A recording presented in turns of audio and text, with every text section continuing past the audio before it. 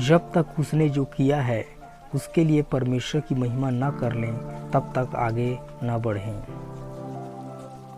आपकी परेशानियां आपको मृत्यु और विनाश की ओर इशारा कर सकती है, लेकिन परमेश्वर का वचन आपको जीवन की ओर इशारा करता है।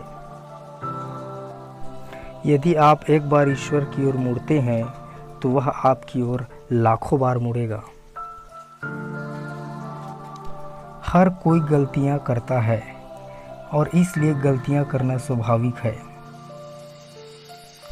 अपने घर, व्यवसाय, करियर और आध्यात्मिक जीवन में सीमाओं को बढ़ाएं यीशु मसीह के नाम से। ईश्वर आत्मा है, इसलिए पवित्र आत्मा के बिना आप उससे जुड़ नहीं सकते।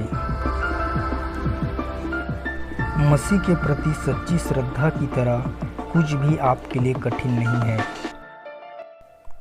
मुसीबत इसलिए नहीं आती क्योंकि हमने कोई गलत कदम उठाया है, बल्कि इसलिए कि हम एक जटिल और विरोधाभासी दुनिया में हैं। संकट वह नहीं तोड़ सकता जो ईश्वर की सामर्थ्य पर आधारित है। आपका हाथ पैसों से भरा हो सकता है और आपका दिमाग जानकारी से भरा हो सकता है, लेकिन अगर आपका दिल खाली है तो आपका जीवन बहुत खाली है।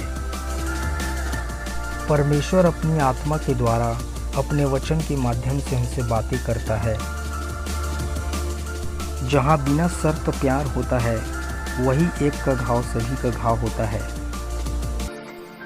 यदि आप अपनी दिशा तय करते हैं तो ईश्वर आपको दूरी तय करने के लिए ऊर्जा देगा। परमेश्वर का वचन हमारे मन को ताज़ा करता है और परमेश्वर की आत्मा हमारी शक्ति को नवीनीकृत करती है।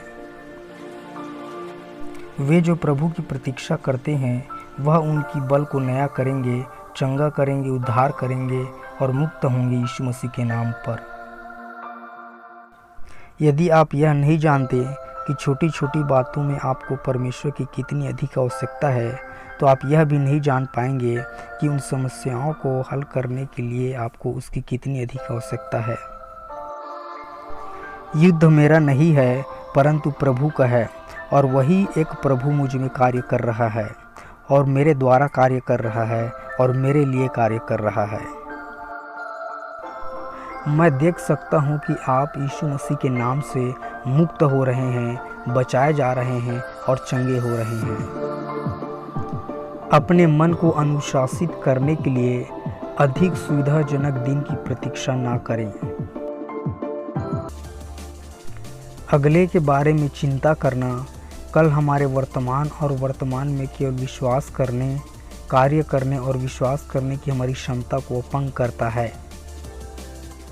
मैंने कभी यह नहीं देखा है कि नफ़रत प्यार पर काबू पाती है। जब आप प्यार करते हैं तो आप उस पर काबू पा लेते हैं, क्योंकि प्यार सबसे शक्तिशाली हथियार है। सच्ची विनम्रता का अर्थ है सब कुछ के लिए ईश्वर पर निर्भर रहना। यदि हम यह देखने में असफल होते हैं कि ऐसी शक्तियां हैं जिनके कारण लोग बंधन में झुके हैं, तो हम गलत लड़ाई लड़ रहे हैं। परमेश्वर के प्रति अपने प्रेम के द्वारा अपने जीवन को जांचें। परीक्षण वह मिट्टी है जिसमें विश्वास पनपता है। लोगों की भीड़ असफल हो जाती है क्योंकि वे विफलता की बात करते हैं। विश्वास परमेश्वर में भरोसा करने का जीवन शैली है। मैं वो हूँ जो मैं करता हूँ, न कि वो जो मैं कहता हूँ।